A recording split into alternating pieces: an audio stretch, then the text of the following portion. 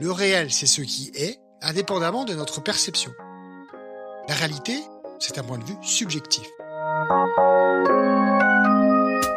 Accord Toltec, épisode 12, partie 1.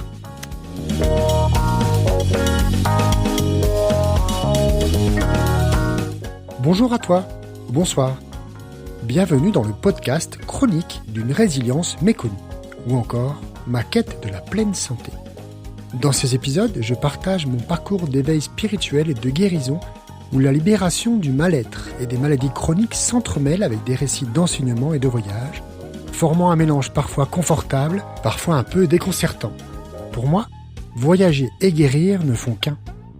J'ai consacré de nombreuses années à la recherche et à l'expérimentation pour transformer ma vie et retrouver enfin ma pleine santé et ma liberté. Je n'ai pas la solution, mais j'ai découvert des chemins possibles, des raccourcis, des outils qui pourraient bien t'aider dans ta propre transformation. Je t'invite à écouter ces épisodes et à te laisser inspirer. À tout de suite, prends soin de toi. Salut! Tous les points que j'ai abordés dans les épisodes précédents, et en particulier dans les 3 derniers, s'appliquent à chaque accord Toltec. Don Miguel Ruiz, ce chaman auteur mexicain, a écrit ses livres en ayant défini un ordre pour les 5 accords. De mon côté, après toutes ces années à les intégrer dans ma vie et à les partager chaque fois que j'en ai senti la nécessité, je propose un ordre qui fait sens selon ma compréhension. Le livre Les 4 accords Toltec, La voie de la liberté personnelle, est sorti en France en 1999. Il permet à tout un chacun de transformer l'image de lui-même ou elle-même et du monde pour ainsi vivre une vie plus épanouissante, car elle est plus authentique. Que les Toltecs aient vécu ou que ce soit une pure invention de l'auteur, cela m'est complètement égal. Si cela fait du bien et permet de vivre mieux, alors ça devient réalité.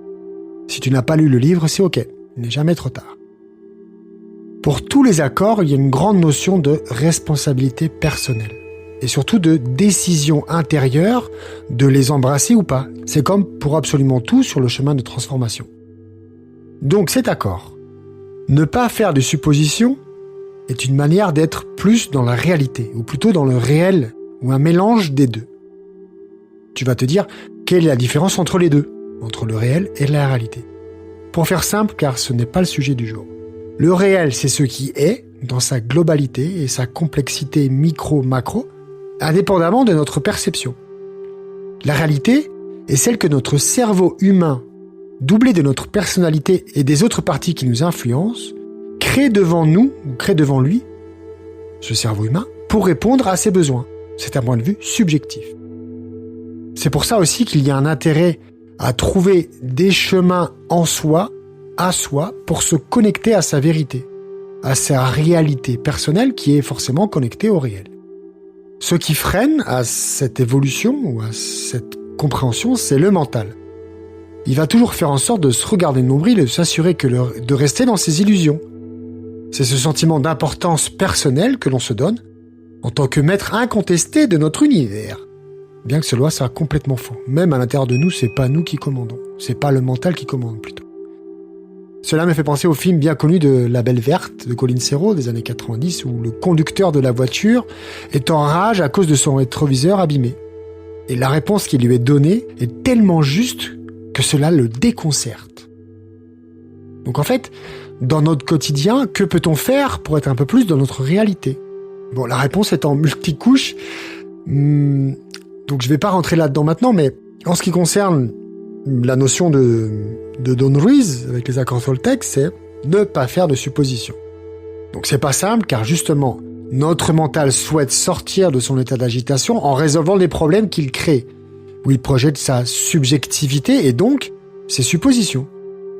Cette habitude est présente car l'être humain et le fonctionnement de l'univers ont été créés ainsi. Pour ne pas faire de suppositions, il y a un mouvement qui est fondamental pour que cela fonctionne et s'intègre dans notre quotidien. Permettre aux autres de bien te comprendre et être bien sûr d'être compris.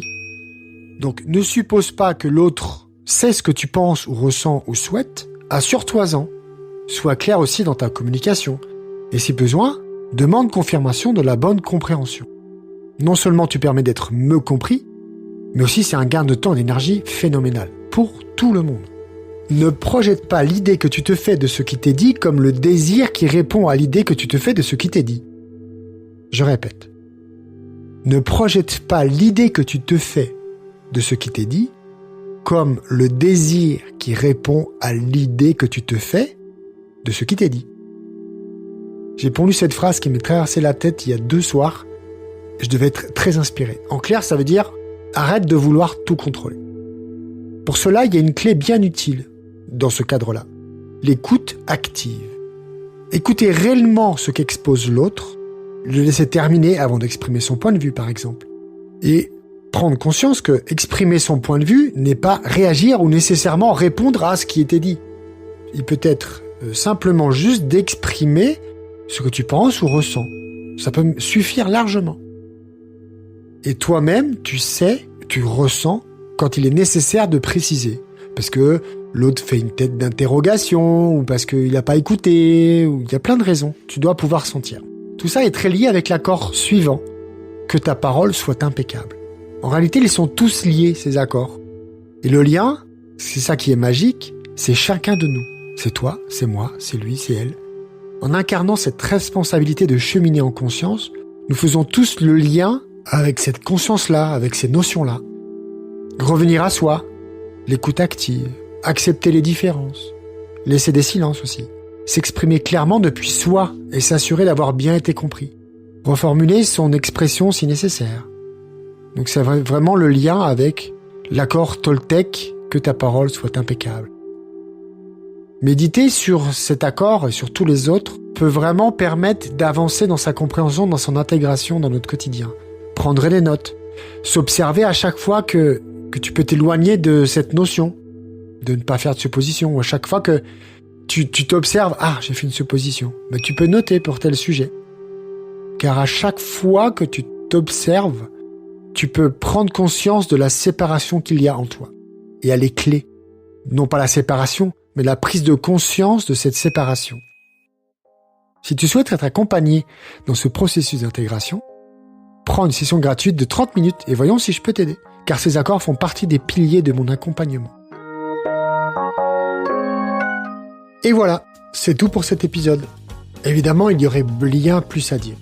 En fait, ce qui est intéressant avec les accords Toltec, il me semble avec tous les autres outils de transformation de soi, transformation de vie, c'est de les expérimenter, de les vivre au quotidien, de les faire siens, de les intégrer. Et ensuite, dialoguer avec d'autres et se nourrir de ces échanges. Merci d'avoir écouté. C'est une série de 5 ou 6 épisodes sur les accords Toltec. Si ce que tu as entendu t'a plu, je t'encourage à t'abonner, à laisser un commentaire, à mettre quelques étoiles sur ta plateforme préférée. Cela ne te prendra que quelques secondes et ce serait une bonne manière pour moi de savoir comment cela se passe pour toi.